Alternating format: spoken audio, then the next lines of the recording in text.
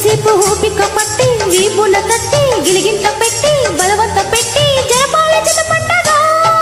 వద్దన్న వెనక ఒక్కసారి చల్లంగా నవ్వి మెల్లంగా దువ్వి లైలలో వేసి చొరవేదో చేసి బరువంతా దించేయనా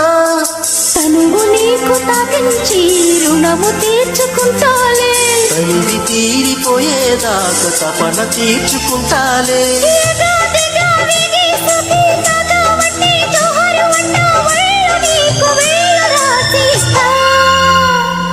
నాకే గనక నీతోనే గనక పెళ్ళైతే గనక